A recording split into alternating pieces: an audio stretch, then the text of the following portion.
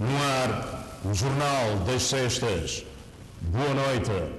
O Presidente da República, Carlos Villanova, reuniu-se em Luanda com as representações diplomáticas acreditadas no país, mas com residência em Angola. Tratou-se de um momento para se falar da cooperação e de alguns problemas comuns, nomeadamente das consequências da Covid-19 e das alterações climáticas. Com uma agenda apertada, não foi possível Carlos Villanova manter encontros separados com os embaixadores de vários países para São Tomé e Príncipe com residência em Angola. Por isso, promoveu este encontro coletivo, onde as consequências da Covid-19 e as alterações climáticas estiveram no centro das atenções.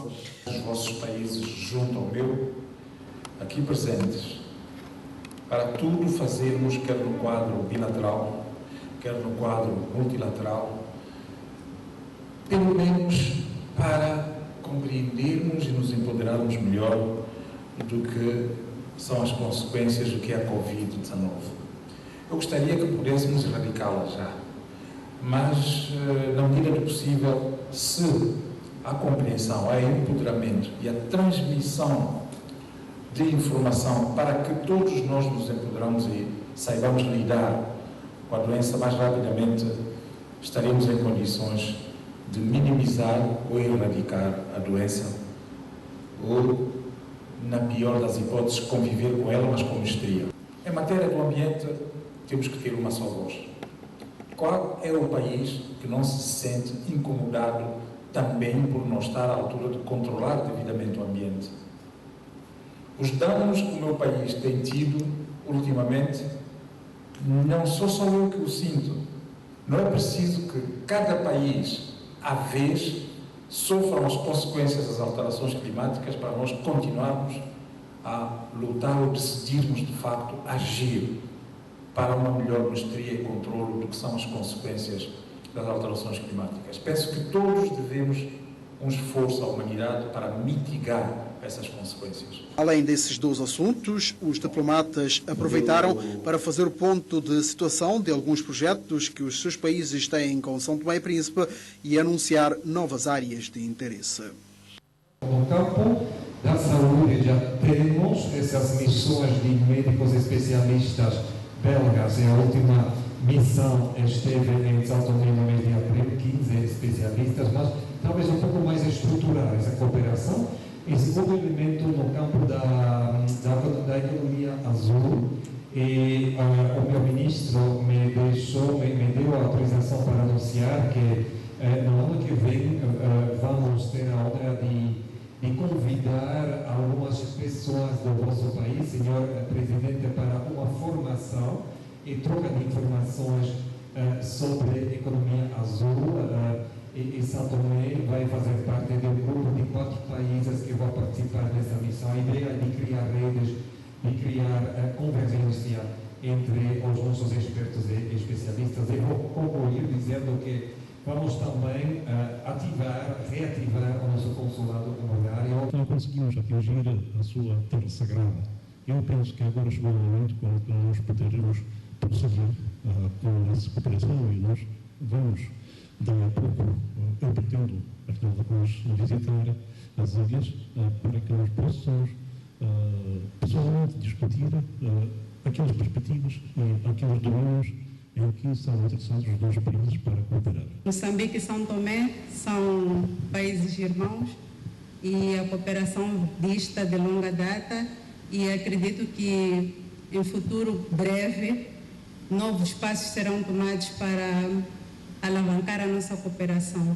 Este é também o desejo de Carlos Villanova, que quer ver fortalecida a política externa do país e, por isso, neste encontro em Luanda, com os embaixadores e diplomatas de vários países acreditados em São Tomé e Príncipe, disse que gostaria de contar com todos para o reforço das relações bilaterais e multilaterais com cada um dos países. Gostaria de contar com todos, cada um à sua medida. Eu estou disponível na medida do que as minhas funções o permitirão, mas sempre disponível através de todos os canais existentes. E eu não estou à espera que me digam só coisas boas ou bonitas. Eu espero que juntos possamos fazer coisas. mesmo quando as coisas não me convêm, mas é bom que eu as saiba. É bom que eu saiba também para saber até onde eu posso ir, como cada um dos senhores da representação dos vossos países, até onde podemos ir juntos também para combater os males que nos afetam a todos. São muitos. Todos nós sabemos, quer na questão da saúde, quer na questão da formação. Quem é que não gostaria de vir ao meu país conhecer um bocadinho mais a minha cultura, a nossa cultura, conhecer um bocadinho sobre as línguas autóctones, conhecer um bocadinho sobre as nossas histórias? De certeza que há aqui gente que não sabe que São Tomé e Príncipe já foi o maior produtor de açúcar, maior produtor de cacau, pequenino com o seu tamanho. Hoje, se calhar, não sabem que somos uma referência em matéria de chocolate de qualidade. Em pequena dimensão, mas nós temos o nosso aporte a trazer. E também, se calhar, temos muito a aprender convosco. O Presidente da República no encontro, com representações diplomáticas em Luanda, no quadro da visita oficial de 3 dias que fez a Angola. A juíza Mires Botelho é a nova presidente do Tribunal de Primeira Instância. A cerimónia de posse aconteceu hoje e foi presidida pelo presidente do Supremo Tribunal de Justiça, Silva Gomes Cravida. A sala de reunião do Supremo Tribunal de Justiça foi o palco da cerimônia de tomada de posse de Frederico da Glória como presidente do Conselho de Administração dos Tribunais Judiciais, de Leonel Pinheiro na qualidade de representante de juízes conselheiros do Conselho Superior e de José Bandeira como membro do Conselho de Administração dos Tribunais Judiciais. Estamos a começar um segundo ciclo, um segundo mandato, com uma filosofia totalmente diferente daquela que víamos tendo antes. E nós, na minha tomada de posse, eu disse que cada um de nós deve assumir um compromisso pessoal e coletivo de mais e melhor fazer e fazê-lo com a entrega total. Temos que ter em frente uma nova perspectiva, uma nova visão para a administração da justiça, e essa nova visão e essa nova perspectiva, naturalmente, sem homens capacitados e com vontade de trabalhar, não o conseguimos fazer. A cerimônia de tomada de posse dos 3 novos juízes coincidiu com o empossamento da presidente do Tribunal de Primeira Instância, Mires Botelho, que antes ocupava a função de juíza do Tribunal de Primeira Instância na seção de Família e Menor, que por inerência de função faz parte agora do Conselho de Administração dos Tribunais Judiciais. Estou preparada, estou disposta a trabalhar para tentar modernizar um pouco a nossa Secretaria Judiciais, melhorar também um pouco a relação utente com o Tribunal. Eu acho que precisamos um pouco de melhorar, nesse caso, o serviço de comunicação do Tribunal para com o utente, ter melhor resposta, mais célere, de uma forma a ter a Secretaria Judicial um pouco mais organizada e desenvolver melhor as tarefas. A tomada de posse dos novos membros enquadra-se na renovação da composição dos órgãos que integram o Supremo Tribunal de Justiça em cada ano que é eleito o presidente do Supremo Tribunal de Justiça. O coordenador residente das Nações Unidas, que se encontra de visita à Ilha do Príncipe, esteve reunido com o presidente da Assembleia Legislativa Regional e visitou algumas instituições públicas da região. Reunido com o presidente da Assembleia Legislativa Regional e demais deputados, o coordenador residente das Nações Unidas tomou contacto direto sobre as atribuições e funcionalidades deste órgão legislativo regional, para depois visitar as instituições dos sectores da saúde, educação, ambiente, bem como os serviços da comunicação social.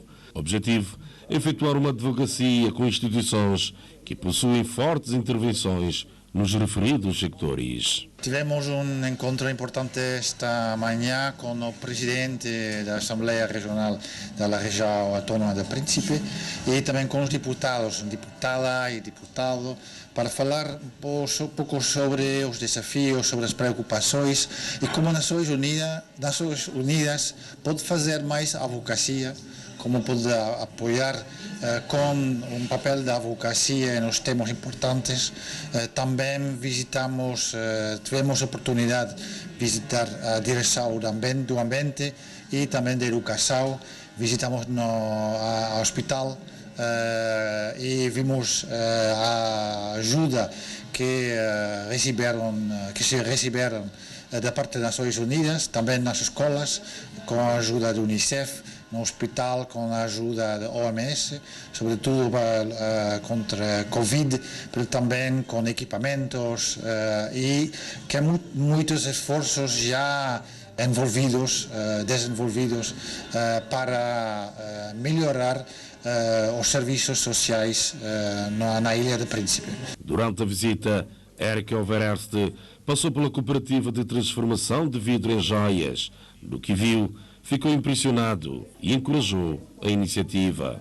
Vi umas iniciativas muito interessantes da sociedade civil e da cooperativa e, sobretudo, as iniciativas proativas, uma atitude proativa de, por exemplo, de recuperação, de transformação de vidro, de resíduos, impressionou-me muito e queremos encorajar mais destas iniciativas da sociedade civil. Coordenador residente das Nações Unidas, recebido pelo Presidente da Assembleia Legislativa Regional e a visitar os sectores da saúde, educação, ambiente, bem como os serviços da comunicação social. De falida para uma empresa no caminho de modernização. Empresa que estava praticamente condenada à extinção, mas que ganhou vida, ganhou nova imagem e confiança dos clientes. Estou-me a referir à Empresa Nacional dos Correios. Qual foi a receita para a cura? No Jornal das Sextas está justamente o diretor-geral da empresa, António Quintas Aguiar. Boa noite. Muito boa noite, Zé Bossas. O meu cumprimento é extensivo aos demais jornalistas e técnicos da TVS.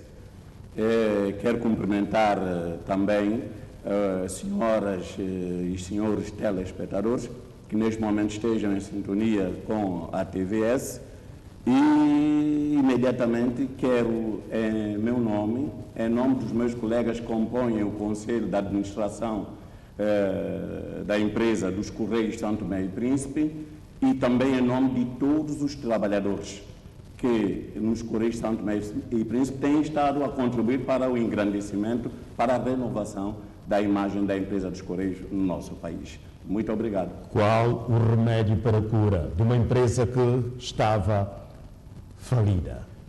Eu devo dizer que quando eu pessoalmente fui convidado para assumir as responsabilidades a nível da empresa dos Correios, na qualidade do presidente do Conselho de Administração e diretor-geral, juntamente com os meus colegas Dr. Sérgio Junqueira e a doutora Vanusa Vicente, tive a oportunidade de, quando fui apresentado pela Sua Excelência, Sr. Ministro de Infraestruturas, Recursos Naturais e Ambiente, o Sr. Engenheiro Osvaldo Abreu Cravide, de dizer de viva voz que eu não tinha e não tenho poderes para ressuscitar mortos. Eu disse isso na altura e também tive que dizer que quem tem essa capacidade, quem tem esse poder é o Jesus Cristo.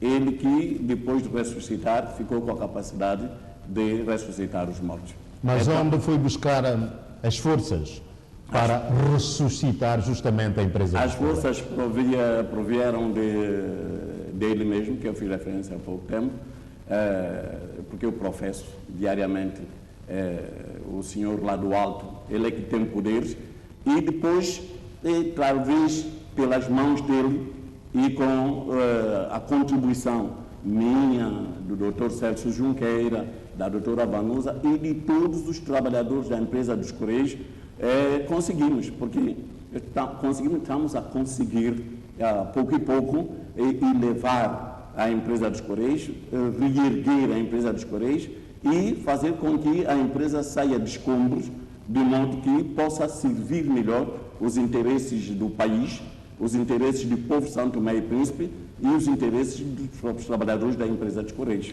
Hoje os Correios têm uma nova imagem. O que é exatamente que foi possível fazer para reerguer esta empresa que estava à beira de extinção? Desde logo, reestruturar a empresa dos Correios, criar nova dinâmica. E depois a verticalidade de quem está a dirigir.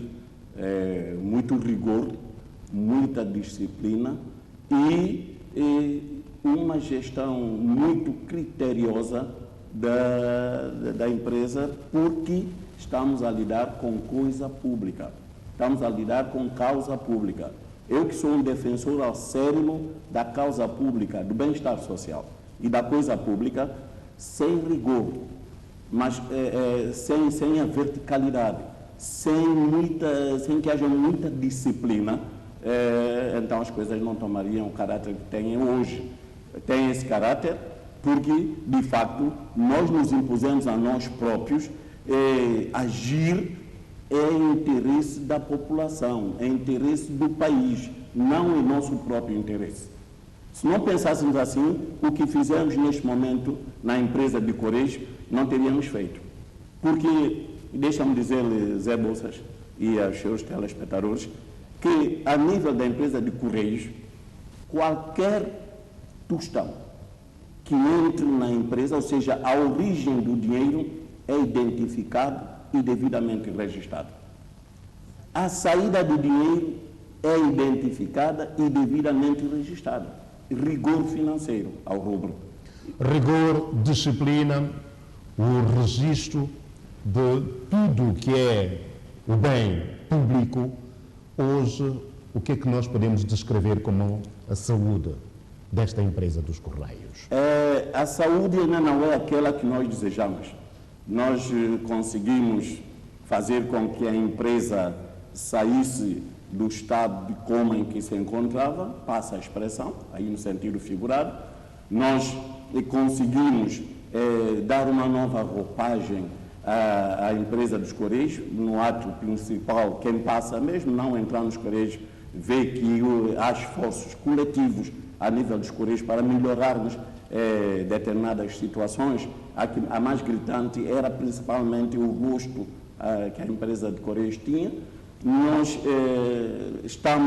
melhoramos, porque deixa-me dizer, Zé Bolsas, e aqueles que neste momento estão nos a ouvir, é que a essência, o principal em qualquer organização, no nosso entender, caso concreto da empresa de Correios, é a pessoa humana, é o homem. E nós temos que dar uma atenção particular e especial às pessoas que trabalham. E isso nós fazemos, não só exigimos, não é, com rigor, com disciplina, mas também nós criamos condições possíveis para que as pessoas que estão ali a prestar serviço, para que os trabalhadores se sintam úteis, se sintam que estão sendo devidamente prestáveis para aquilo que a empresa e o país desejam. Este crescimento da empresa dos Correios está de mãos dadas com a vida dos funcionários? Não está de mãos dadas com a vida dos funcionários, sim, senhores, porque nós, quando chegamos à empresa dos Correios, devo dizer, Zé Bolsas, que em termos financeiros o que encontramos foi em dinheiro 100 dobras. 100 dobras. E vales de trabalhadores na ordem de 6.000 e pouco dobras. Eu entrei, nós, com o Conselho de Administração, tomamos posse, eu a 3 de setembro de 2020, e juntamente com a doutora Vanusa, porque o doutor Sérgio Junqueira, entretanto, estava em Portugal, ele regressa e depois completamos a equipa e, nessa altura, a empresa, como já tivemos a ocasião de frisar aqui, praticamente era inexistente. Isso em setembro de 2020. Fechamos o ano de 2021, agora 2021, com resultado positivo. Está aqui o documento com resultado positivo. Quando nós entramos em 2020, a contabilidade que se fechou em 2020 era negativo, era de 300 e poucos mil dobras negativo. Então, e essa modernização que se verifica atualmente resulta de investimentos próprios da empresa? Nós conseguimos, com as nossas diligências, porque quando chegamos à empresa, nós vimos muitas dívidas. Dívidas internas, dívidas externas, e a primeira preocupação que tivemos é começar a resolver a dívida da própria empresa para com os trabalhadores, quer em termos de salários, quer em termos daquilo que o sindicato deveria receber que não tinha recebido, quer em termos do Fundo Social dos Trabalhadores. Estamos a falar, por exemplo, de quantos meses de salário em atraso? 3 meses. 3 meses de salário em atraso, e nós conseguimos, nos primeiros 3 meses de 2021, equilibrar a situação. E hoje, graças a Deus, e graças à atividade coletiva que estamos a desenvolver a nível da empresa dos Correios, nós não temos salário em atraso e nós estamos a pagar a tempo e hora. De modo a que cada trabalhador na empresa que sai de casa para ganhar o seu pão de cada dia, a nível da empresa dos Correios, sinta que pode contar que ele, ao fim de cada mês, ele não tem que coçar a cabeça para saber se paga esta ou aquela dívida ou se vai resolver aquele problema. No quadro daquilo que ele recebe, no fim do mês, certamente ele tem. Esta é a nossa primeira preocupação a nível de empresa. Depois, melhorar outros aspectos físicos da empresa, melhorar a situação funcional da empresa como um todo. Para além de ter estado na chamada bancarrota, os Correios também viviam um certo descrédito da própria população, com muitas reclamações de desvios e perdas de encomendas. Hoje pode-se considerar que isto passou para a história? Perfeitamente. Convém dizer que nenhum ser humano sobre a face da Terra é perfeito. Eu não sou e nem desejo ser. Mas temos de fazer tudo para aqueles que vão aos Correios, quer expedir a sua encomenda, seja mandar para o exterior, quer receber as suas encomendas aqui em São Tomé, não tenham grandes reclamações. E graças a Deus e felizmente, nós não temos tido, eu penso que durante o tempo que eu estou na empresa dos Correios, há 1 ano e aproximadamente 7 meses, conheci 2 reclamações, não conheci mais. Nós também melhoramos alguns aspectos, e são aspectos essenciais para o funcionamento de uma instituição como é a empresa de Correios. Nomeadamente? Introduzimos Câmara de Vigilância. Não havia. Nos setores nevrálgicos da empresa de Correios, nós temos Câmara de Vigilância e os painéis estão no meu gabinete. Eu não estou todo o tempo colado à Câmara a ver o que passa lá, porque a Câmara grava, o que tem capacidade para gravar as ações que passam nos centros onde elas para as quais estão apontadas.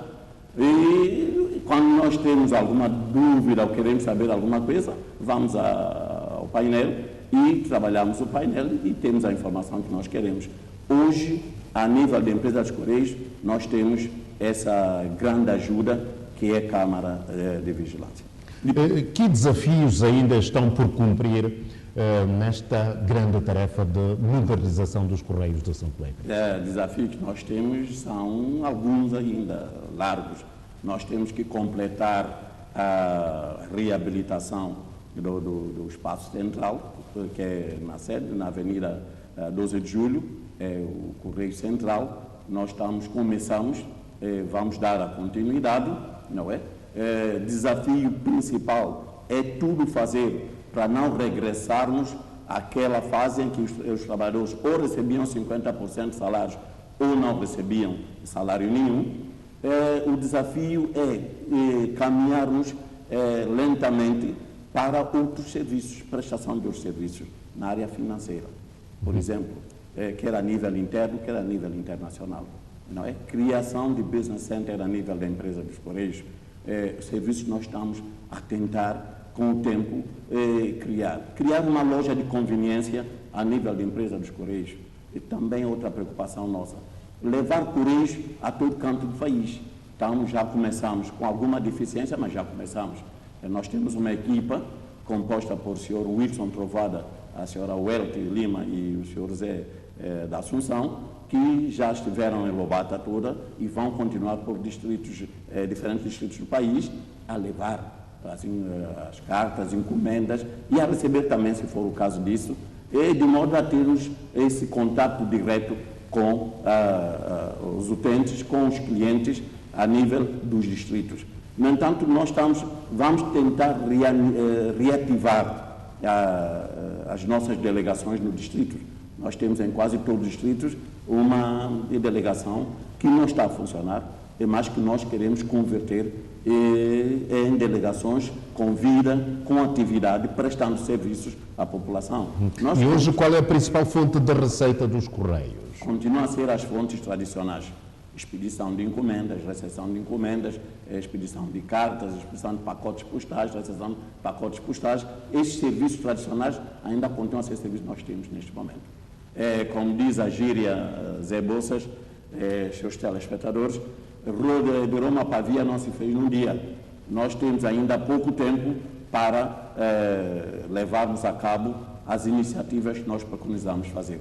Agora, vamos esperar que tenhamos tempo, não é suficiente, e que venhamos a ter meios para poder desenvolver as iniciativas que nós temos para o bem da empresa de Correios e para o bem do próprio país e do povo Santo Tomé e Príncipe. E como é que vislumbra o futuro da empresa e até onde é a meta? O futuro da empresa de Correios, no meu entender, pode ser um futuro risonho. O Correio tem muito a dar ao país e ao povo Santo Tomé e Príncipe, tem muito a dar aos seus trabalhadores, também que são para os trabalhadores da empresa de Correios que estão a refazer a empresa, e eu penso que Correios, da forma como eu vejo, deixa-me fazer um parênteses para dizer o seguinte, Zé Bolsas. Se não tem sido a pandemia, o Covid-19, que atrasou em muito as atividades, atingiu também de grande forma a empresa de Correios, nós talvez estaríamos já num outro patamar. Mas penso que a pouco e pouco nós estamos a conseguir vencer essa fase de Covid-19 e Correios também a pouco e pouco vai tomando o seu lugar, porque muitos turistas que visitam o nosso país têm tendência a irem para os Correios no sentido de procurarem postais, selos, a colecionadores, toda essa situação, e isso contribui também para o engrandecimento dos Correios. E nós queremos acreditar que, à medida em que o país vai retomando o seu lugar em termos econômicos e financeiros, a empresa dos Correios certamente encaixará e acompanhará. Como economista, este exemplo dos Correios, como é que deve ser aplicado ao nível do próprio país? Bom, há coisas que nós não aceitamos nem admitimos a nível de empresa de Correios. Por isso é que eu falei do nosso rigor de disciplina e falei também que somos muito verticais. Porque a nível de Correios, da empresa de Correios, quem falhar tem que ser responsabilizado automaticamente.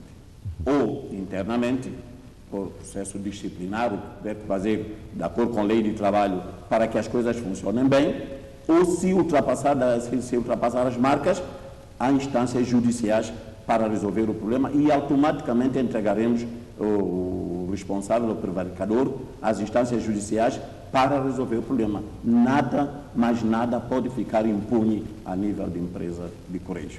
Aquele que prejudicar a empresa por qualquer motivo, ele tem de ser responsabilizado em devida altura por esse facto. Felizmente e graças a Deus, nós temos uma coletividade funcional a nível de Correios, nós temos as pessoas que estão neste momento a prestar serviço na empresa dos Correios, sabem que têm de cumprir os preceitos, têm de cumprir as regras que estão determinadas para que a empresa funcione também a contento, a rigor, para resolver os problemas internos e externos à empresa. Se o país proceder também desta maneira, começar a tomar medidas para aqueles que prevaricam, prejudicam o país, prejudicam o povo, têm de ser responsabilizados. Se esses, de facto, forem responsabilizados pelas instâncias competentes do país, eu quero acreditar que muitas anomalias que nós assistimos a nível do país, quer em termos econômicos, quer em termos financeiros, quer em termos sociais, não teriam tido lugar no nosso país. Doutor, como economista, sabemos que as empresas são criadas para gerarem lucros, mas no caso concreto de São Tomé, nós temos muitas empresas que só geram o chamado prejuízo. O Estado, com o fraco recurso que tem, é obrigado a investir ainda nessas empresas, não é? Buscando projetos, endividando o país, e essas empresas continuam com muita fraca rentabilidade. Que comentários? Comentário da minha parte, pelo aquilo que eu acompanho, como eu digo, é preciso que haja mais autoridade de Estado. É preciso que haja mais atenção no sentido de se começar a punir aqueles que prevaricam a nível do país. Eu costumo dizer que eu não corroboro muito da ideia daqueles que os crimes de colarinhos brancos. Eu não sou apoiante disto. Se um indivíduo, ou um cidadão, melhor dito, se ele for apanhado porque roubou esta ou aquela empresa, porque roubou este e aquele cidadão, ele é automaticamente preso, julgado e feito. E aqueles que levam grandes somas financeiras a nível do país, nada lhes acontece. E isso é que nós temos que começar a dar conta, isso é que nós temos que começar a punir, e quando digo nós, são setores competentes, para começarmos a evitar esse tipo de situações. Porque o indivíduo, se quer assumir poder, no meu entender, ele deve, a entrar para o poder, declarar tudo que ele tem antes de assumir a responsabilidade. Quando assume a responsabilidade, a sociedade tem que o acompanhar. Se ele aparece com meios, com propriedades que transcendem a capacidade financeira dele, de vez em quando, do próprio país, ele tem de ser chamado à responsabilidade. Ele tem de ser chamado à responsabilidade para justificar a nação de onde provém, não é? Essa riqueza toda, de onde provém esses bens todos, de onde provém, e como é que ele obteve, ele tem de explicar ao país. No entanto, o que acontece é que quando há um indivíduo, um cidadão de colarinho branco, que faz desaparecer uma certa soma em valores, a gente diz que houve um desvio. Não é desvio, é roubo. Desvio é isto, por exemplo, se nós temos agora a questão de enxurrada, eu vou explicar isso. Nós temos orçamento do Estado para o ano de 2021, agora temos para 2022. Vamos imaginar que agora em 2022 estava previsto, no orçamento estava previsto repararmos a estrada, por exemplo, que vai de Cidade a Guadalupe, como estão a fazer.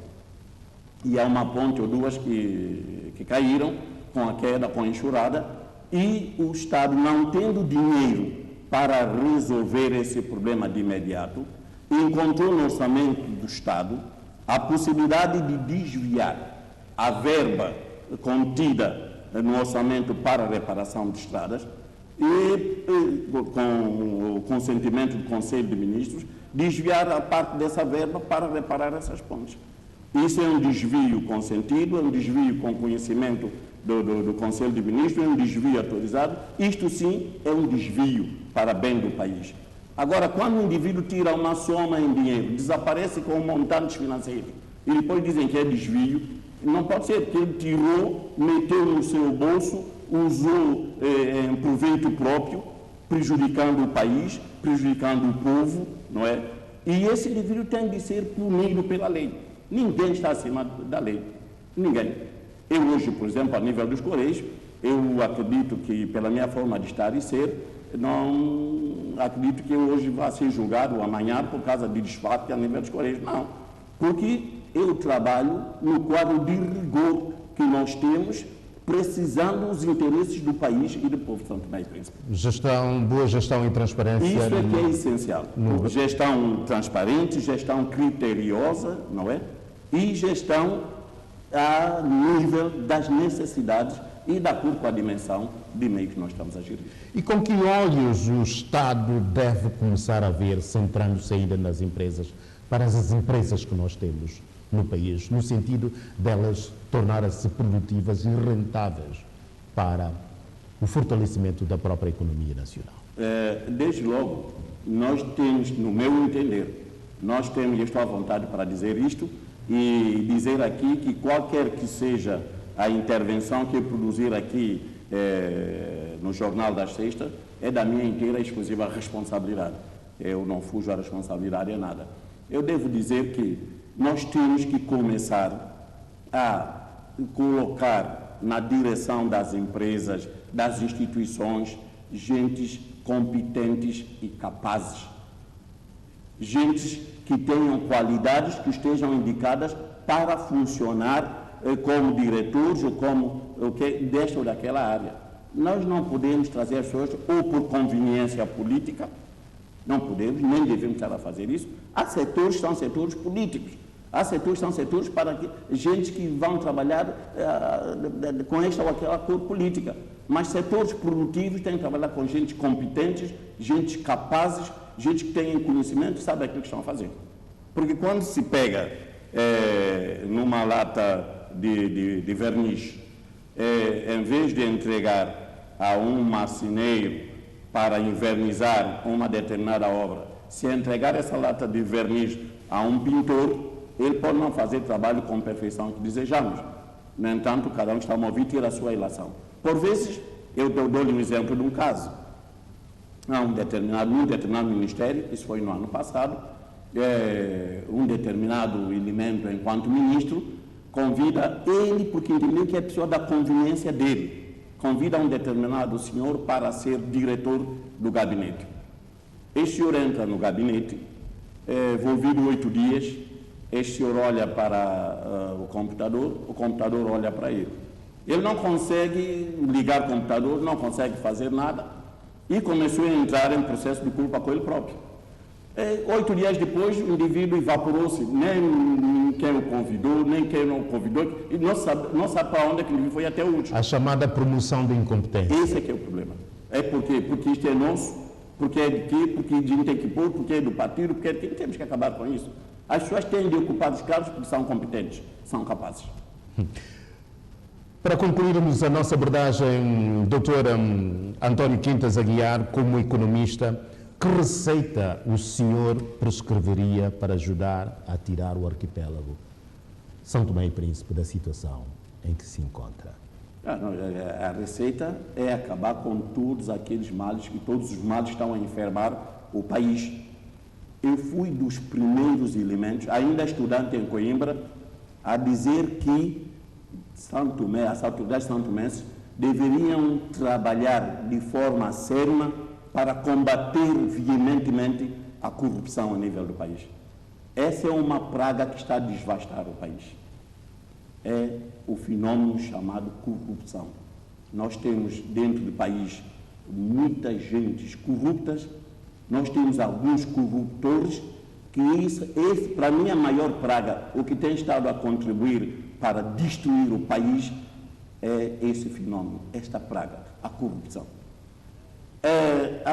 As pessoas assumem os cargos, não têm a preocupação primeira de atender às necessidades do país, às necessidades do povo de São Tomé e Príncipe, principalmente aqueles que mais sofrem, aqueles que mais precisam. A preocupação das pessoas, dos dirigentes, de alguns, nem todos, a verdade seja dita, há menos alma que não mereça. É a preocupação primeira, mas eu. Ele nunca lembra de conjugar o verbo, pelo menos falar uma vez em nós. E tendência é, quando se assume cargo, eu vou lá para resolver o meu problema. E resolver o mais depressa possível, porque não sei quanto tempo vou lá durar. Quando se pensa assim... E aqui a justiça tem o seu papel e... Penso, Zé Bolsas, a justiça tem um papel fundamental neste processo de desenvolvimento do país. Nós não podemos continuar com esse resquício de impunidade que nós temos a nível de São Tomé e Príncipe. Temos que agir, e agir As pessoas dizem que somos todos família, se a gente fizer isso, a gente tem problema com aquele, se a gente tomar essa medida, vão baiar, a gente vai morrer, não sei o quê. Eu nasci para morrer, eu, por exemplo, nasci para morrer. Eu não vou estar eternamente em carne e osso, há um dia que eu vou morrer. No entanto, se o baiar vier para me matar antes, que eu morra antes. Se o baiar não vem para matar, se é para eu morrer quando Deus determinar, então vou morrer quando Deus determinar. O que é preciso é que eu faça as coisas de acordo com a lei, dentro de consciência, e utilizar a melhor consciência dentro de mim para ajudar o país, para ajudar o povo, principalmente os mais necessitados. Dr. António Quintas Aguiar, diretor dos Correios, obrigado pela sua presença no Jornal das Sextas, aqui com aquilo que é a nova imagem da empresa dos Correios, uma empresa que estava praticamente à beira de extinção, mas que ganha nova vida, novo fôlego e entra na rota de modernização. Doutor, obrigado pela sua presença. Eu é que agradeço e muito boa noite. Boa noite, telespectadores. O Tribunal Constitucional reconheceu a nova direção do ADI, saída do último Congresso dos Democratas Independentes, e aprovou o registro do novo partido Movimento Basta, anunciado recentemente em primeira mão por Delfim Neves, atual presidente da Assembleia Nacional.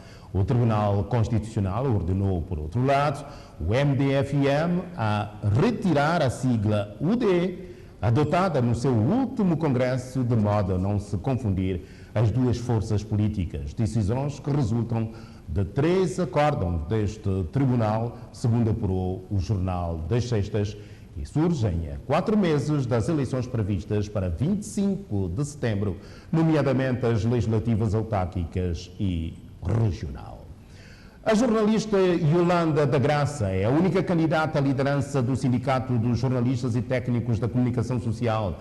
A Assembleia está marcada para este sábado no Centro de Formação Profissional Brasil, São Tomé e Príncipe.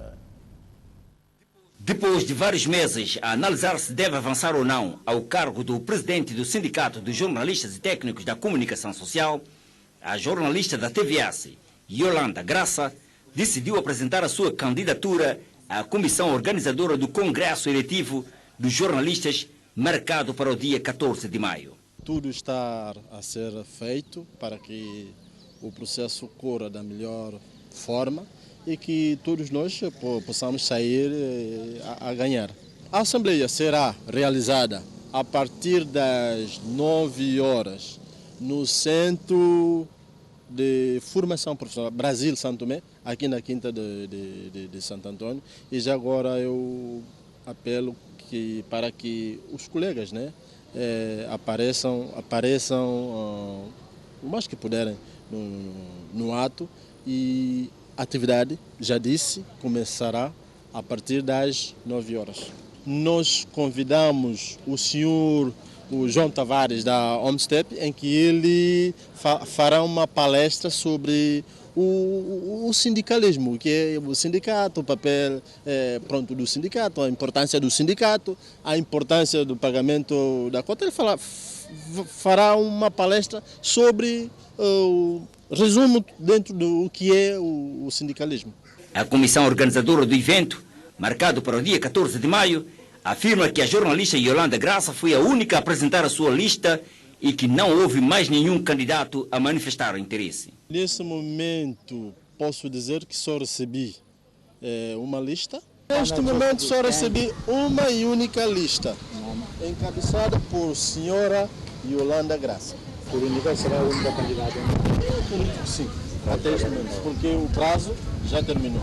A jornalista Yolanda Graça entrega sua candidatura à comissão organizadora do Congresso Eletivo do Sindicato de Jornalistas e Técnicos da Comunicação Social, marcado para este sábado no Centro de Formação Profissional Brasil, São Tomé e Príncipe. A reunião da Comissão Mista Angola-São Tomé e Príncipe será no dia 30 de maio em São Tomé. A decisão resulta da visita oficial efetuada a Angola esta semana pelo Presidente da República. Moisés, boa noite, bem-vindo à análise dos principais acontecimentos. da semana. E esta é um dos acontecimentos. Boa noite, José Bossas. Boa noite, telespectadores de Santo Tomé e Príncipe. Portanto, claro que esta semana a visita do presidente a Angola, isso, claro que representa boas novas. Sempre que um estadista visita o outro país, sobretudo um país em que nós temos uma relação muito forte, estamos a falar da relação histórica, estamos a falar também da relação comercial que temos com Angola. Portanto, a ida do presidente de Angola abre espaço para a revisão de alguns acordos que já temos com Angola. Portanto, essa reunião mista que foi agendada pelos dois chefes de Estado, isso dá-nos a certeza de que há necessidade para revermos algumas coisas. Sabes, quando os acordos são assinados e depois passa muito tempo, começa a ficar fora do contexto. Então, há necessidade de rever, alterar, inserir algum conteúdo novo. Mas, para mim, é a abertura de uma nova dinâmica. Angola é o nosso vizinho, é o nosso parceiro e frequentemente os nossos estadistas estão sempre em Angola para ver se reforçam esta cooperação, para que, enfim, possamos tirar o maior proveito dessa relação bilateral que temos com Angola. Mas é preciso aqui destacar também que a relação entre os Estados, essa é na minha perspectiva, é preciso que haja vontade e interesse das partes. Eu estava a ver a história sobre a visita dos estadistas, quer de Santo Tomé, quer estadistas angolanos, e uma coisa curiosa, nós somos vizinhos de Angola, estamos a 1h45 de voo.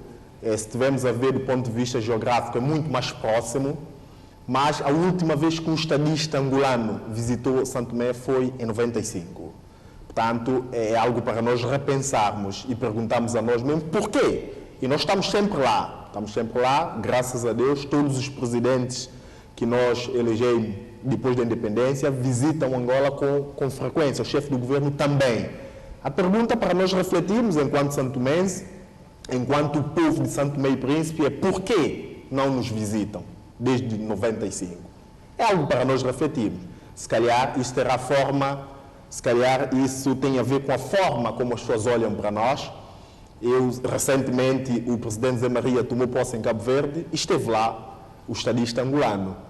E, portanto, essas coisas todas levam-nos a refletir e dão particularmente a certeza que esta nossa relação com Angola, que é boa, é histórica, eu próprio que estou aqui a falar sou fruto dessa relação, vivi parte da minha vida em Angola, mas é preciso também termos a coragem de revermos a relação que temos com Angola e dizermos a Angola o que é que nós queremos e o que é que nós queremos de Angola. Porque senão corremos o risco de estarmos aqui numa relação em que o olhar não é na mesma perspectiva. Numa só direção. Numa só direção. E claro que se for isso que está sobre a mesa, claro que ficamos sempre numa posição de desvantagem, porque dá sempre a sensação ao outro lado que nós é que precisamos mais, por isso é que estamos sempre aí. A sensação. Mas eu acredito que esta relação que nós temos com Angola é uma relação mútua em que temos a ganhar e Angola também tem muito a ganhar. Portanto, é preciso haver interesse, na minha perspectiva, dos dois lados. Moisés, o Conselho de Ministros vai aprovar um plano de contingência para fazer face à epidemia da dengue que neste momento está a assolar o país. É claro, enfim, era de esperar, né? A doença nos apanhou de surpresa, né? E é preciso tomarmos algumas atitudes e tem que ser rápido, não podemos cometer os mesmos erros sempre, é preciso fazer de forma diferente, mas é preciso olhar, claro, este plano, quando nós falamos de um plano de contingência, estamos a falar, dentre vários fatores, estamos a falar também de dinheiro, portanto, é preciso sabermos de onde vai vir o dinheiro e é preciso sabermos também como vamos lidar com este dinheiro e é preciso usar esse dinheiro da melhor forma possível para investir nos técnicos, formar e informar as pessoas, porque, na minha perspectiva, combate a esta doença é envolvimento de todos. E quanto mais informação as pessoas tiverem, com mais facilidade nós iremos controlar e combater a doença. Daí o apelo é usarmos da melhor forma possível e haver envolvimento de todos. É preciso haver o envolvimento das instituições que podem contribuir para que a informação chegue. E, acima de tudo, é preciso formar as pessoas, capacitar as pessoas, e é preciso haver o sentimento de patriotismo, porque o técnico que é formado e é capacitado, que vai ao terreno para sensibilizar, ele tem que ter a consciência que houve um investimento nele e que nós, enquanto povo, enquanto contribuinte, esperamos resultado positivo. Daí o apelo é envolvimento de todos para que consigamos atingir o objetivo, que é travar ou, se não, combater de forma total esta doença. Por falar neste setor tão importante que é da saúde, médicos apelam cautela quanto à medicina tradicional. Isto resultado, não é, de remédios tradicionais que estão alegadamente na origem da morte de algumas crianças. Bom, a medicina tradicional, quando ela é feita de forma aleatória, é sempre um perigo. Daí que, e é comum em Santo Tomé, nós temos esse hábito de, não sei se tem a ver com a facilidade, porque é preciso termos também algum cuidado aqui quando falamos sobre a medicina tradicional, porque muitas vezes o cidadão comum, ele é quase que forçado a recorrer à medicina tradicional, porque ele tem medo de ir para um hospital público, um centro de saúde público, porque ele não sabe como vai ser tratado e ele não sabe se será atendido.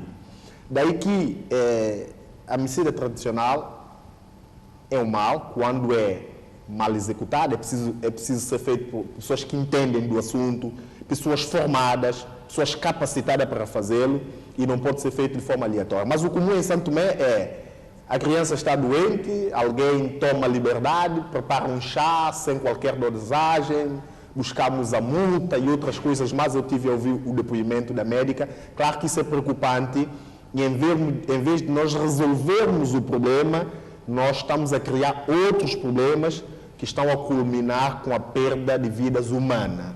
Daí que o apelo é preciso haver calma e é preciso que, nesse momento de aflição, mantemos a cabeça fria. O melhor é recorrermos sempre a um centro de saúde ou hospital, porque lá temos pessoas capacitadas, pessoas vocacionadas para nos atender. Mas se ainda assim entendemos que queremos recorrer à medicina tradicional, é preciso recorrer às pessoas capacitadas, formadas para nos orientar, para não corrermos o risco de, em vez de nós resolvermos o problema, criarmos outro problema, que é isso que nós estamos a assistir, que estão a culminar com a morte de pessoas. Daí que o apelo temos cuidado, mas o apelo também vai para o setor da saúde pública, que é para dinamizarmos e diligenciarmos um pouco mais os nossos serviços, porque isso cria muito transtorno na cabeça das pessoas, saberem que elas podem sair de casa e voltarem sem ter qualquer atendimento. Isso faz com que as pessoas possam cair em tentação ou de fazer a automedicação ou de recorrer à medicina tradicional sem qualquer orientação. Moisés, uma boa nova esta semana tem a ver com a abertura da concorrência na área de aviação no país. Não é sem tempo. Claro, isso é uma notícia que agrada qualquer santomense do bem. Por quê? Porque a abertura dá espaço para a concorrência. E a concorrência cria condições para a baixa do preço, que é isso que todo consumidor procura ou espera. E nós sabemos que aqui na sub-região e a nossa ligação entre as ilhas, os preços de bilhetes não são nada simpáticos, são preços quase que podemos considerar de preços bastante exagerados, e sabemos que tudo isso acontece por causa do monopólio. O monopólio é sempre um perigo.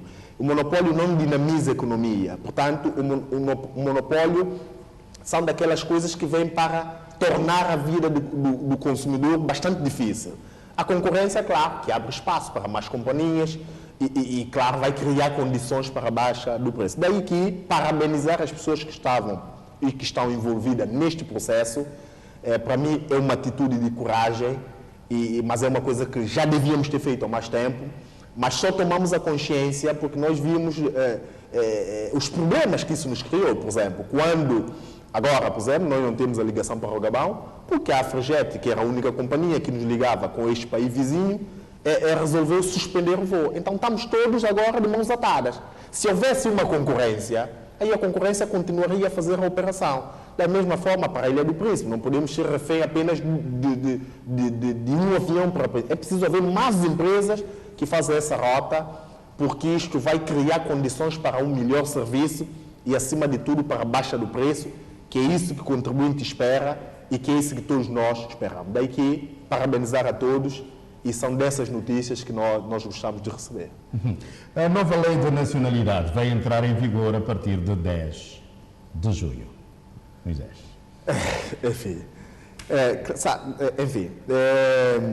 A lei de nacionalidade, claro, que é preciso nós vermos e revermos a nossa lei da nacionalidade.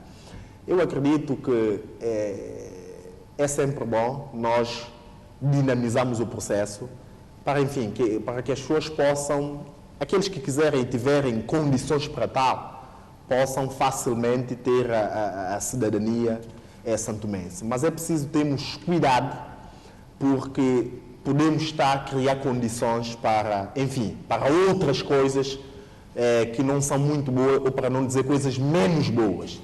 Daí que, é claro, que dinamizar e facilitar é muito bom, mas é preciso termos cuidado e termos algum reparo para nós não criarmos outras situações que em nada vai contribuir para o desenvolvimento de Santo Tomé e Príncipe. Para fecharmos, Moisés, velha questão, outra vez sobre a mesa, Ministro da Juventude, Desporto e Empreendedorismo analisa com o Embaixador de Portugal a questão de visto para estudantes e atletas. Uma velha questão. Bom, primeiro é parabenizar-se o Ministro da Juventude pela sua coragem, mas para mim esta questão do visto é uma questão para mim noutra dimensão. Isso é a minha percepção. Porque, como deve imaginar, o Ministro da Juventude é o tutelar, é o ministro que responde pela juventude e está preocupado porque esta questão do visto, sobretudo para os estudantes, afeta muitos jovens.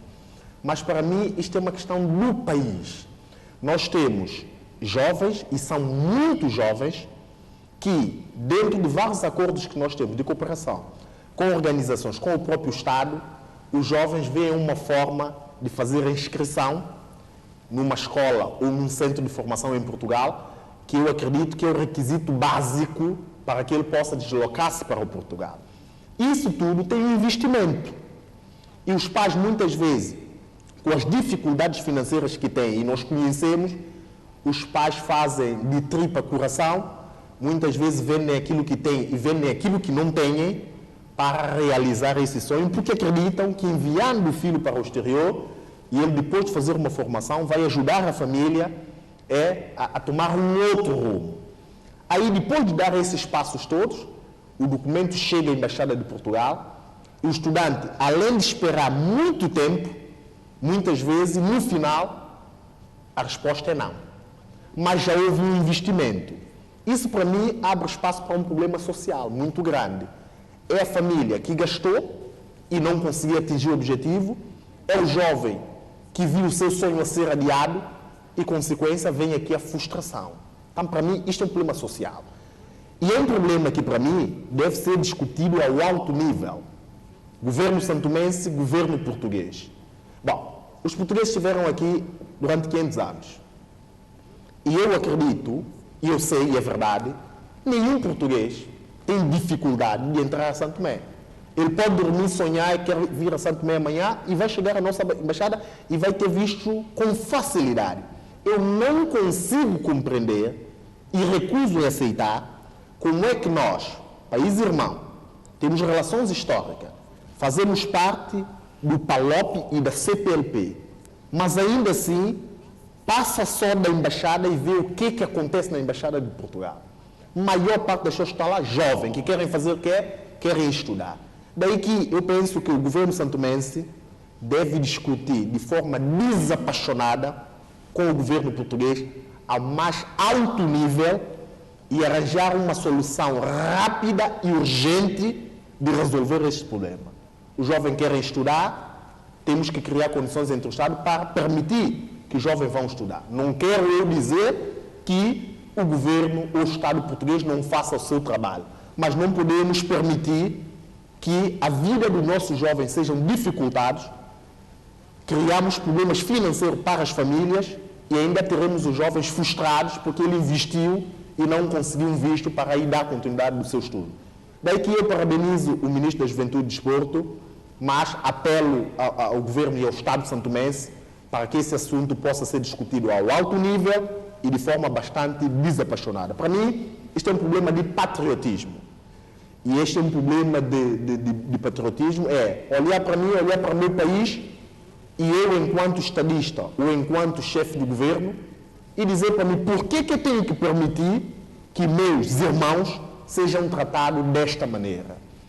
Bom, uma forma que, se nós quisermos, e se quisermos ser sinceros, e estamos a ser, podemos dizer que é uma forma quase que desumana. A pergunta é, os portugueses são tratados assim na nossa embaixada em Portugal? A resposta é não. Se a resposta é não, então surge uma outra pergunta. Então, por que nós temos que ser tratados aqui, em Santo Tomé, na nossa terra, na embaixada de Portugal, da forma como nós somos tratados? É só para nós refletirmos e as pessoas que têm poder de decisão que veem a melhor forma de resolver isso o mais urgente possível. Moisés Viegas, com análise dos principais acontecimentos da semana. Moisés, boa noite e bom fim de semana. Obrigado, boa noite. Professores de várias escolas do país receberam uma formação de capacitação em matéria de turismo sustentável. A iniciativa é do projeto Equador e foi patrocinada pela Cooperação Portuguesa. São professores de várias escolas do país e estiveram reunidos nesta sala durante uma semana para tomar parte na ação de formação sobre turismo sustentável, promovida pela Associação de Defesa do Património de Mércola, Portugal, e que agora termina. Esta ação em concreto passou muito por capacitar os professores e passa muito por capacitar os professores para que, dentro da sua profissão, que é provavelmente uma das profissões, se não mesmo a profissão mais importante em termos de formar o ser humano, que vai transformar, quando for adulto, vai ajudar a transformar o mundo. Embora que os temas aí abordados não foram novos, mas serviu para reavivar a memória dos professores. Basicamente falou-se do terrorismo, do efeito de estufa, a reciclagem em si. Falou-se também um pouco sobre os resíduos sólicos, seus efeitos na natureza, e que muitas doenças que nós temos hoje em dia podem ser baseadas através dos resíduos sólidos que são deixados na terra. Esta ação está inserida no projeto Equador da Associação de Defesa do Património, um projeto que teve início no ano passado com financiamento do Instituto Camões e que está a ser executado em parceria com a Direção do Turismo, Grupo Pestana e a Câmara Distrital de Cauê. Queremos também agradecer à direção, o professor que sempre colaborou conosco para que esta formação fosse uma realidade, e espero que o conteúdo seja realmente aproveitado pelos professores e que os alunos também vão absorver este conteúdo para o bem da nossa nação e o desenvolvimento do turismo sustentável. A profissão de professor é uma profissão muitíssimo importante e nobre em qualquer país do mundo.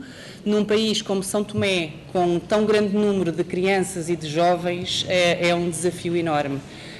Digo muitas vezes, os jovens de São Tomé são a maior riqueza do país, mas essa riqueza só pode, de facto, ser um ativo para o desenvolvimento do país, se eles forem devidamente preparados para serem atores do desenvolvimento de São Tomé e Príncipe.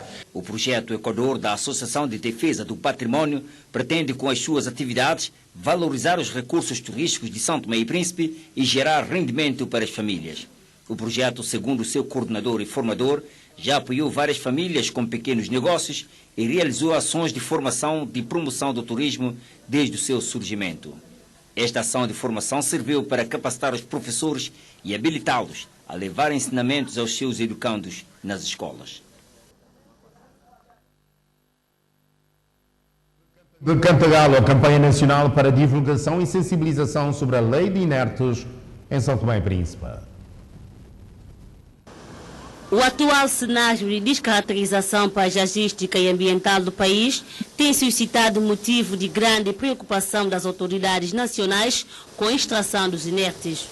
Estando esse desafio, digamos, no enlace de contradição, há necessidade que as pessoas tenham esse tipo de conhecimento de que existe hoje uma regra, como é que ele pode ser usado, de que maneira poderá ser transportado, como é que poderá ser extraído ou explorado, quem são os que têm esse direito, a questão da fiscalização, todas as questões necessárias aos direitos e deveres, inclusive sanções previstas para que discipline a forma da exploração e extração dos inertes em São Tomé e Príncipe. Para este efeito, o governo lançou em todos os distritos da ilha de São Tomé uma campanha sobre a divulgação da Lei 9/2020, que define que as atividades de exploração e extração estejam sujeitas à obtenção de licença ou autorização, tornando proibida a extração de inertes costeiros, salvo em casos previstos no presente diploma. Logicamente que, dando a conhecer as pessoas e fazendo esses ateliês de divulgação, ao mesmo tempo nós estamos a sensibilizar as pessoas, né, as diversas instituições, as diversas organizações e cidadão comum, né, sociedade civil, para que se possa fazer corretamente a gestão desses inertes. E vamos cumpri-la em regras, entre outros trâmites, com que fazer cumprir também os empresários também de extraidores de inertes. E, portanto, pode ser que tudo venha a correr bem e a Câmara vai sempre estar em cima da situação para que as coisas corram de melhor jeito. E junto também à Capitania dos Portos, também em sequência, e tudo, penso eu que correrá melhor. Esta campanha tem também como objetivo incentivar as instituições a criar sinergias de forma a estabelecer medidas e normas legais e técnica para ponderar o processo de extração e exploração de inertes em diferentes pontos do país. Os nossos convidados, os participantes, demonstraram um grande interesse pela temática em si, por esse novo instrumento. Estão preocupados, assim como nós, com a sua implementação. Daí que o apelo sempre foi, né, que devemos criar essa sinergia institucional, tanto a direção sozinha não consegue levar a cabo um conjunto de atividades inerentes à própria implementação da lei, daí que o envolvimento das outras instituições, das outras organizações, principalmente o poder local, quer seja no processo de auscultação, de recolha de contribuições para os regulamentos, quer seja na própria implementação, ou seja, na fiscalização dessa atividade de exploração e extração de inertes que está cautelada na lei, o envolvimento de diversas entidades neste processo. A Biblioteca da Câmara do Distrito de Cantagalo acolhe o encerramento da campanha sobre a divulgação da Lei 9/2020. Jornal das Sextas. São Tomé e Príncipe participa pela primeira vez nos Jogos Internacionais do Desporto Escolar. A caminho de França, país que vai acolher os referidos Jogos, estão 3 alunos do Liceu Nacional. Admísia Dias, de 17 anos, residente na reta de Santarém. Jazelene Seita, também de 17 anos, residente em São Gabriel. E Liedson Nascimento, de 18 anos, que reside em Quilombo. São estes os jovens atletas santomenses, estudantes do Liceu Nacional, que viajaram esta noite para a França até a cidade de Normandie para participarem nos Jogos Internacionais do Desporto Escolar. alunos da 9ª e 11ª classes do Liceu Nacional e do Centro de Treino do Estádio Nacional nas corridas de fundo e de velocidade. Estamos bastante prontos, para os alunos, atletas tiveram uma boa preparação e com o apoio da Federação Santomense de Atletismo, os professores, todos muito tiveram vinculados, estamos prontos para deslocar e representar da melhor forma possível o país. Eu me sinto bem por essa oportunidade e espero dar o meu melhor para representar o país da melhor forma possível. Qual é a tua especialidade? A minha especialidade é de 100 metros e 200 metros. Primeiramente, o que nós demos é treino e pronto, e avaliamos também os meninos para que eles possam representar condignamente o nosso país. Pronto, eu espero de lá, em Normandie, França, trazer medalhas para São Tomé e Príncipe. A seleção destes jovens foi criteriosa, segundo a presidente da Federação Nacional do Atletismo. Foi uma seleção, tendo em conta que eles são estudantes do liceu e, ao mesmo tempo, atletas que praticam o atletismo. E pronto, foi solicitado a participação de São Tomé e Príncipe para esta competição, os Jogos Escolares, tendo em conta que são praticantes de atletismo e, ao mesmo tempo, estudantes. E foi dessa forma que foram selecionados como estudantes para representar o país nesta grande competição. Esta é a 19ª edição dos Jogos Internacionais do Desporto Escolar e a primeira vez que São Tomé e Príncipe entra com a sua participação. A viagem foi apoiada pelo Ministério da Educação e do Desporto, além da Federação Santomense de Atletismo. Bons resultados é tudo que São Tomé e Príncipe espera. De facto, é um ganho para a Direção-Geral do Desporto, é um ganho para o país como tal e também é um ganho para a educação. Esperamos a boa participação, a identificação do nome de São Tomé e Príncipe. Nesta primeira fase não falamos de medalha, não falamos de prêmio, mas falamos de melhoria da marca. Mas há esperança? Há esperança, claro. Toda a competição nós temos esperança, não? Mas nós nessa falamos de melhoria de marca e aproveito já para agradecer todas as outras organizações, instituições que apoiaram, a direção de esportes, o Comitê Olímpico, a direção do Liceu Nacional.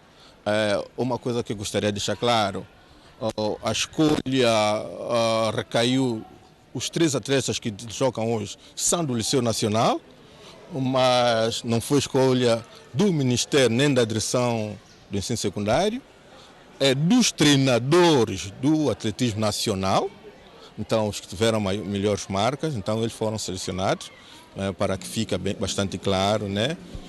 Para não pensarem que nós é que escolhemos atletas, não escolhemos, são os treinadores do atletismo que fizeram a seleção, então nós contamos com a colaboração da Federação Nacional do Atletismo.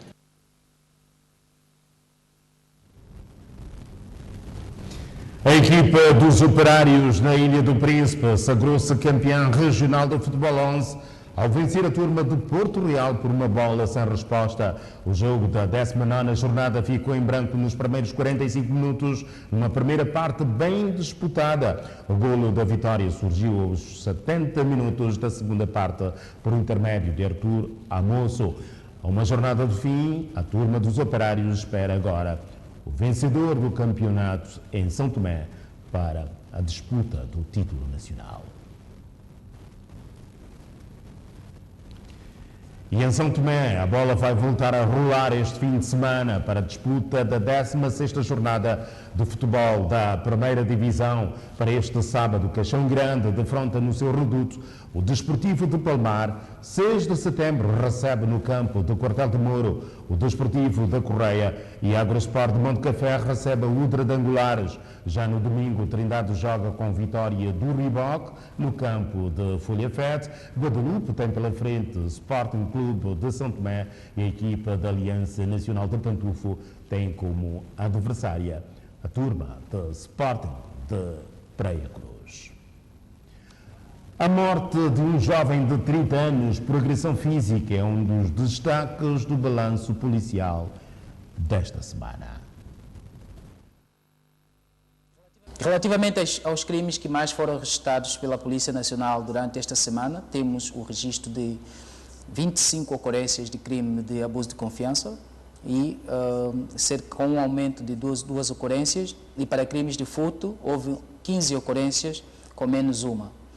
Isto para crimes contra o património. E para crimes contra pessoas, a Polícia Nacional registrou 17 ocorrências de crime de violência doméstica, houve um aumento de 2 ocorrências, e quanto a crimes de ofensas corporais, houve 9 ocorrências com menos 2. Esta semana também a polícia registrou uma ocorrência de crime de abuso sexual de menores. O que podemos realçar em termos criminais para esta semana, tratou-se de várias situações de criminais, conforme vamos dizer embaixo, uma situação de violência doméstica grave em que um jovem de 26 anos foi detido pela polícia no distrito de Caué, que na zona da Agripalma ofendeu a sua mulher com vários golpes de manchim na cabeça e ao longo do corpo, fazendo com que ela fosse socorrida ao hospital e fosse internada. Portanto, uma situação que a polícia já deu as diligências no sentido de enviar ao Ministério Público. No distrito de Mesoche, uma situação de ofensas corporais que aconteceu na zona de Pau Sabão, em que resultou na morte de um jovem de cerca de 30 anos. Uma contenda entre 2 irmãos, em que um esfaqueou o outro no braço, fez com que os ferimentos foi tão grave que o irmão não resistiu aos ferimentos e acabou por falecer já no hospital. Portanto, uma situação que a Polícia Nacional, depois de tomar as devidas diligências, enviou o caso para a Polícia Judiciária. No distrito de Água Grande, a polícia destacada no Hospital Central foi acionada para uma situação de intoxicação por medicamento tradicional que acabou levando à morte a um menor de 4 anos. Portanto, a avó de 49 anos foi detida pela polícia por ter dado às escondidas o referido medicamento que provocou a morte do menor, enquanto este estava sob os cuidados médicos. Portanto, este caso também foi entregue à Polícia Judiciária para mais investigação, tratando-se de um caso de homicídio por negligência. Ponto final a esta edição do Jornal das Sextas. Obrigado pela preferência. Foi um grande prazer estar na sua companhia. Boa noite e bom fim de semana.